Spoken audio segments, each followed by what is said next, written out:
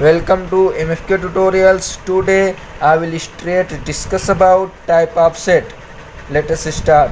आज हम सेट के प्रकार पर बात करने वाले हैं।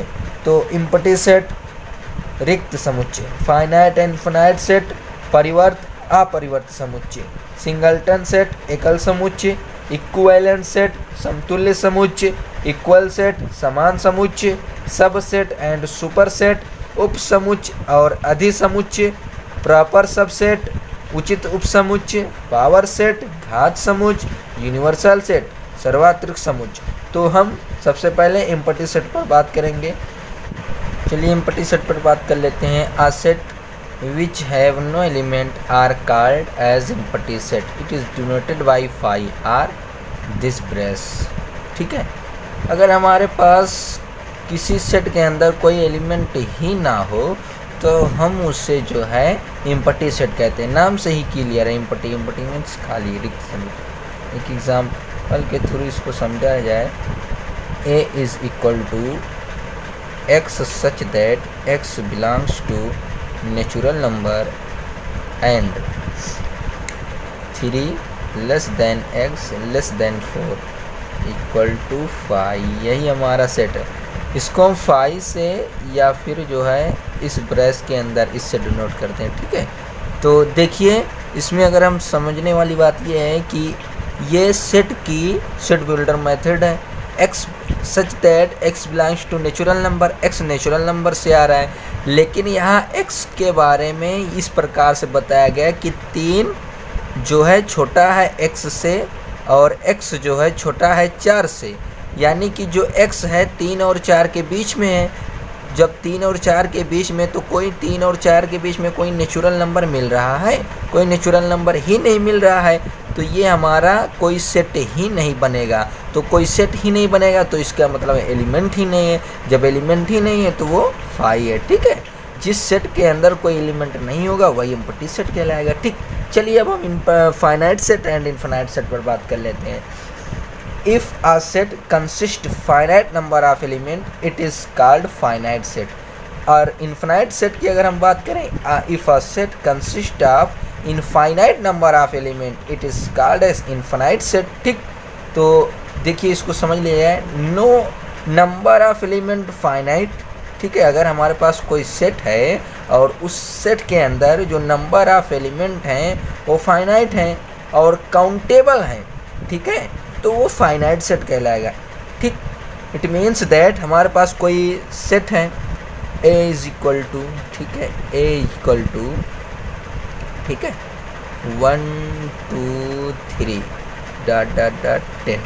ठीक है, ठीक, और यहाँ पर क्या कह रहा है, नंबर ऑफ एलिमेंट फाइनाइट है। देखिए ये फाइनाइट है कि नहीं, ठीक है, फाइनाइट है और काउंटेबल भी है, ये काउंटेबल भी है, तो ये हमारा कौन सा सेट कहलाएगा? फाइनाइट सेट कहलाएगा। ठीक है, और देखिए दूसरी बात ये है कि नंबर ऑफ एलिमेंट अगर इनफाइनाइट है, ठीक है, और अनकाउंटेबल है तो वो इनफाइनाइट सेट कहलाएगा। ठीक, जैसे एक एग्जांपल यहाँ पर हम बताएं, जैसे a equal to 1 2 3 dot dot ऐसे 1। ठीक है, ये देखिए नंबर ऑफ एलिमेंट कितना इनफाइनाइट है, जा रहा है, पता नहीं कहाँ तक जा रहा है, और अनकाउंटेबल भी है, तो ये कौन सा सेट कहलाएगा? इनफाइनाइट सेट कहलाएगा। ठीक है, देखिए इनफाइनाइट सेट का एग्जांपल देख ले रहे हैं और हमारा, ठीक है, a is equal to x such that x belongs to natural number and 3 less than x less than 5। ठीक है, देखिए ये फाइनाइट सेट है कि नहीं? x बिलोंग कर रहा है नेचुरल नंबर में और जो यहाँ पर x है 3 और 5 के बीच में है, तो 3 और 5 के बीच में हमें क्या मिलेगा? 4 मिलेगा कि नहीं मिलेगा? ठीक है, तो ये फाइनाइट सेट है। ठीक, देख लीजिए, the set n z q r, ठीक है, are all infinite set, are all infinite set. ठीक है। Infinite set. ये सब हमारा कौन सा है? इनफाइनाइट सेट है, ठीक है। तो singleton set, a set which have only one element are called as singleton set. It means that किसी भी सेट के अंदर अगर एक ही एलिमेंट है, किसी भी सेट के पास अगर एक ही एलिमेंट है तो वो सिंगलटन सेट कहलाएगा। जैसे यहाँ पर एग्जांपल के थ्रू हम देखते हैं ए इज इक्वल टू ए, ठीक है, या फिर ए इक्वल टू 1, ठीक है। एक ही एलिमेंट होगा सेट के अंदर तो वो सिंगलटन सेट कहलाएगा। अब आते हैं equivalent set. If a set if A and B are two finite set having equal number of element are called as equivalent set। अगर हमारे पास कोई दो फाइनाइट सेट हैं और उसके एलिमेंट जो हैं बराबर हैं तो हमारा इक्वल सेट कहलाएगा। जैसे एक एग्जांपल के थ्रू समझा जाए, ठीक है। जैसे हमारे पास कोई सेट ए है और A is equal to A B C D, ठीक है, ये है। और दूसरा कोई सेट है ए इज इक्वल टू 1 2 3 4, ठीक। अब देखिए ये इक्विवेलेंट सेट कहलाया। क्यों? क्योंकि इसके जो नंबर ऑफ एलिमेंट हैं वो इक्वल हैं, ठीक है। इसमें भी 4 एलिमेंट है और इसमें भी 4 ही एलिमेंट है। अगर नंबर ऑफ एलिमेंट इक्वल हो जाएगा तो वो इक्विवेलेंट सेट कहलाएगा, ठीक है। दूसरा इक्वल सेट देख लें। If A and B are two set and each element of A is an element of B and each element of B is an element of A, it means that अगर हमारे पास कोई set है, कोई set ए और कोई set B है तो ए का हर एक एलिमेंट बी में भी होगा और बी का हर एक एलिमेंट ए में भी होगा। जैसे एग्जांपल की मदद से समझा जाए, A is equal to A B C D, ठीक है, ये हमारा कोई सेट है। और बी इज इक्वल टू भी जो है ए बी सी डी ही रहेगा, ठीक है। और इसको हम अगर इधर उधर कर देंगे, एलिमेंट के प्लेस को अगर चेंज कर देंगे तो भी वो इक्वल ही रहेगा, ए सी डी बी, ठीक है। तो ए इज इक्वल टू बी, ये हमारा क्या इक्विवेलेंट सेट है, ठीक है। देखिए ए का जो एलिमेंट है बी में भी मिल रहा है और बी का जो एलिमेंट है ए में भी मिल रहा है, तो ये इक्वल सेट है, ठीक। Subset and superset. If every element of a set A is also an element of a set B, then A is called a subset of B and it is denoted by A subset B। हमारे पास कोई दो set होगा, set A set B, तो set A का हर एक element set B में होना चाहिए, तो वो हमारा कहलाएगा A सबसेट है B का। जैसे एग्जाम्पल के थ्रू समझा जाए, हमारा सेट कोई है B is equal to 1 2 3 4 dot dot dot, ठीक है, डॉट डॉट 10, ठीक, ये हमारा सेट है। और A इज इक्वल टू 1 2 3, ये, ठीक है। तो if every element of a set A is also an element of a set B, set A का हर एक एलिमेंट सेट बी में मिल रहा है कि नहीं, यहाँ पर देखो सेट ए का हर एक एलिमेंट सेट बी में मिल रहा है कि नहीं, तब ये क्या कहलाएगा, तभी हम कहेंगे ए सबसेट है बी का, ठीक है। देखिए यहाँ पर सेट ए का हर एक एलिमेंट सेट बी में मिल रहा है तो ए सबसेट है किसका, बी का, ठीक है। और इसी को हम एक तरीके से समझ सकते हैं कि हमारे पास कोई सेट है, उसी सेट में से हम कुछ एलिमेंट निकाल लें। जैसे ये हमारा सेट है, ठीक है, इसी में से कुछ एलिमेंट निकाल लो, कुछ एलिमेंट हम ले लेंगे, उसका सेट बना लें, कुछ एलिमेंट निकालें और उसका सेट बना लें। जैसे 4 5 6, ठीक है, कुछ एलिमेंट लिए और उसका सेट बना दिए, तो वही हमारा जो एलिमेंट निकालेंगे वही सेट कहलाएगा, वही सब सेट कहलाएगा, किसका, ए सबसेट है किसका, बी का, ठीक है। और जिस सेट में से एलिमेंट को निकालेंगे वो सुपर सेट कहलाएगा। जैसे ये बी 1 2 3 4 5, इसमें से हमने 1 2 3 निकाला है और एक नया सेट बनाया है तो वो सबसेट हो गया, लेकिन जिसमें से हम निकालेंगे वो सुपर सेट कहलाएगा और इसको हम पढ़ेंगे बी सुपर सेट है ए का, ठीक है। और हम सब सेट और सुपर सेट को इस तरीके से भी समझ सकते हैं। मान लीजिए आप कोई व्यापार कर रहे हैं, मान लीजिए आप कपड़े का व्यापार कर रहे हैं, तो आप कपड़ा कहीं से लाएंगे तो आप कपड़ा ला करके आप अपनी जो है शॉप में रखें। आप कहाँ जहाँ से कपड़ा लाएं वो सुपर सेट है, और जो आप लेकर के आए अपने जो है शॉप में रख लिए तो आप सबसेट हो गए, ठीक है। अब आपके यहाँ से कोई कस्टमर आया, कपड़ा लेकर के गया, तो आप उसके लिए सुपर सेट हो गए, लेकिन जो लेकर के गया है वो सबसेट हो गया, क्योंकि आपका ही सामान लेकर जा रहा है ना। ठीक इसी प्रकार यहाँ से भी है, ये इसी में से हम इसको निकाल रहे हैं तो ये सुपर सेट हो गया, ये इसमें से आया है तो ये सबसेट हो गया, ठीक है। आई होप आप लोगों को इस एग्जाम्पल से समझ में आ गया होगा, सबसेट एंड सुपर सेट, ठीक है। चलिए अब प्रॉपर सबसेट पर भी बात कर लेते हैं। Every element of A is an element of B. A का हर एक एलिमेंट बी में होगा, but at least one element in B which is not in A. लेकिन कम से कम एक एलिमेंट बी में होगा जो ए में नहीं होगा, ठीक है। चलिए एग्जाम्पल की मदद से समझ आ जाए। जैसे A is equal to 2 3 4 5 dot dot dot, ठीक है। अब हमारा सेट ऑफ नेचुरल नंबर ले लें अगर हम, तो n is equal to 1 2 3 4 5 dot dot, ठीक है। तो यहाँ पर देखिए, यहाँ 2 से स्टार्ट है, ठीक है, और यहाँ पूरा नेचुरल नंबर है, ठीक है। तो ए का हर एक एलिमेंट बी में मिल रहा है कि नहीं, यानी कि ये हमारा कोई दूसरा सेट है।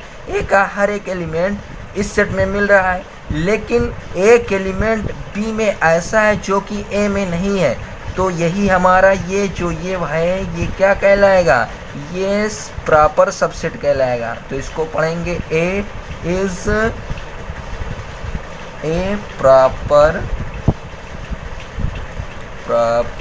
सबसेट ऑफ एन, ठीक है। देखिए यहाँ पर ए का हर एक एलिमेंट बी में मिल रहा है, ठीक है, लेकिन एक एलिमेंट ए में बी में ऐसा है जो कि ए में नहीं है, तो ए क्या कहलाएगा, A is a proper subset. कम से कम डेफिनेशन यही तो कह रही है, is an element of B but at least one element in B, ठीक है, विच इज़ नॉट इन ए। देखो बी में कोई एलिमेंट है जो कि ए में नहीं है, तो ये हमारा क्या कहलाएगा, ये हमारा प्रॉपर सबसेट कहलाएगा, ठीक है। और सेट को भी समझ लेते हैं। The collection of all subset of a set x is called a power set, it is denoted by P A. हमारे पास कोई सेट है, ठीक है, उसका जितना सभी सबसेट का अगर हम कलेक्शन लेकर एक सेट बनाएं तो वो हमारा पावर सेट कहलाएगा, ठीक है। देखिए एक एग्जाम्पल की मदद से, हमारे पास कोई सेट है ए इज इक्वल टू 1 2, ठीक है, ये सेट है, ठीक है। तो दी कलेक्शन ऑफ ऑल सबसेट, तो इसका जितना सबसेट बनेगा पहले वो हम लिखेंगे। एक क्या बनेगा, एक सबसेट बनेगा हमारा 1 बनेगा, ठीक है, एक तो 2 बनेगा, दूसरा क्या बनेगा 1 2 बनेगा। क्यों ये 1 2 बन रहा है, क्योंकि every set is a subset of it self, इसलिए 1 2 ये बनेगा, और एक 5 बनेगा, ठीक है। क्योंकि जितना भी सेट होगा उसका एक सबसेट 5 भी होता है, ये हम आपको पहले ही बताए थे, ठीक है। तो दी कलेक्शन ऑफ ऑल सबसेट, इसी का हम कलेक्शन लेकर के एक और सेट बनाएंगे, ठीक है, वो हमारा क्या कहलाएगा, पावर सेट कहलाएगा, उसे हम डिनोट करेंगे पी ए, इसी का सबसेट बना देंगे, ठीक है। 1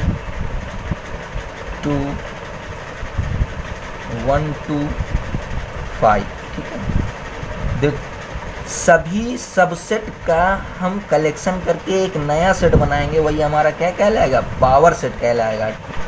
अगर हम नंबर ऑफ एलिमेंट की बात करें पावर सेट में तो क्या होता है, वो छोटा सा कॉन्सेप्ट है, उसको भी समझ लिया जाए। Number of element in a power set, ठीक है, तो वो होता है n p a equal to 2 की पावर m, ठीक है। NPA इज इक्वल टू 2 की पावर m। ठीक, तो ये जो 2 की पावर m होता है वो m जो होता है किसी सेट में जितने एलिमेंट है उसकी पावर, उसी को हम m से डिनोट करेंगे। m क्या है, m यहाँ पर ये डिनोट कर रहा है जो सेट हमारा है उसमें जितने एलिमेंट हैं उसी को ये डिनोट कर रहा है। जैसे अगर कोई सेट और हम ले लें, यहाँ पर देख लीजिए NPA 2 की पावर m। ठीक है, अगर हम इसी में हम रखें तो 2 की power m, number of element इस सेट में 2 है, तो 2 की पावर 2 इज इक्वल टू कितना हो गया 4। ठीक है 4। तो देखिए यहाँ पर नंबर ऑफ पावर सेट कितना हो गया 1 2 3 4। ठीक है, इसी तरीके से 4 आया, तो यहाँ इस तरीके से हम देख सकते हैं number of element of power set कितना है 1 2 3 4। ठीक है, इसी तरीके से हम एक और एग्जांपल की मदद से समझना चाहें तो समझ सकते हैं। देख लीजिए हमारे पास कोई सेट है 1 2 3, ये सेट है। ठीक है, अब इसका सबसेट हमारे पास जो निकलेगा 1 2 3। ठीक है, और एक सबसेट हो जाएगा इस तरीके से 1 2 2 3, फिर हो जाएगा 3 1। ठीक है, और एक तो मिलेगा खुद 1 2 3 वही सेम, और एक मिलेगा 5। ठीक है, अब देख लीजिए तो PA इसका अगर हम पावर सेट बनाएं तो ये क्या हो जाएगा, इसी को पूरा रख देंगे हम इसी सेट के अंदर 1 2 3। ठीक है, इस तरीके से 5 पूरा लिखेंगे हम, यहाँ पर जगह कम इसलिए नहीं लिखा गया। ठीक है, अब देख लीजिए अगर हम number of element in power set की बात करें, number of element in a power set, तो NPA ठीक है इज इक्वल टू n जो है ये number of element of power set. ठीक है, NPA इज इक्वल टू 2 की पावर m, 2 की पावर m यानी कि 2 की पावर m। m क्या डिनोट कर रहा है, number of element in A set. ठीक है, कोई सेट है हमारे, इसमें एलिमेंट कितना है 3, तो ये हो जाएगा 2 दूनी 4 दूना 8। देख लीजिए 1 2 3 4 5 6 7 8। ठीक है, इस तरीके से पावर सेट को समझा जा सकता है। ठीक है, universal set, we consider all the sets to be the subset of a fix set known as universal set, it is denoted by U।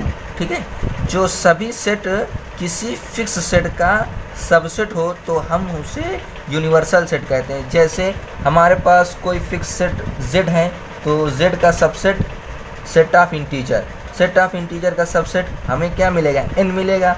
तो जो n है नेचुरल नंबर के लिए जो हमारा z है ये यूनिवर्सल सेट कहलाएगा, यूनिवर्सल सेट कहलाएगा। क्यों, क्योंकि इसी से ही तो हमें n मिल रहा है। सेट ऑफ इंटीजर में सेट ऑफ नेचुरल नंबर मिलेंगे कि नहीं मिलेंगे। देख लीजिए हमारा जो 1 2 3 उसके बाद -1 -2 -3 यही सब तो इंटीजर में मिलेंगे हमारे। तो सेट ऑफ नेचुरल नंबर ये पॉजिटिव इंटीजर मिलेगा। ठीक है, तो ये हमारा नेचुरल नंबर के लिए z क्या है, यूनिवर्सल सेट है। इसी प्रकार नेचुरल नंबर के लिए q भी क्या है, यूनिवर्सल सेट है, यूनिवर्सल सेट है। ये एक फिक्स है और इसी में से हमारा नेचुरल नंबर आ रहा है। इसी प्रकार यूनिवर्सल सेट, इसी प्रकार जो है हमारा नेचुरल नंबर के लिए रियल नंबर भी क्या है, यूनिवर्सल सेट है। ठीक है, क्या है, यूनिवर्सल सेट है, यूनिवर्सल सेट है। ठीक है, सिमिलरली जो अंग्रेज़ी अल्फ़ाबेट के सभी लेटर का जो सेट है यूनिवर्सल सेट है। किसके लिए, सेट ऑफ वावेल के लिए, क्योंकि सेट ऑफ वावेल कहाँ से आ रहा है, अंग्रेज़ी अल्फ़ाबेट से ही तो निकल के आ रहा है। ठीक है, तो इसी तरीके से हम यूनिवर्सल सेट को समझ सकते हैं। तो अगर आपको कोई कन्फ्यूज़न हो तो आप कमेंट सेक्शन में पूछ सकते हैं। आज की इस वीडियो में यहाँ तक ही रखेंगे। अगली वीडियो में हम एक नई टॉपिक के साथ बात करेंगे। तो thanks for watching my video.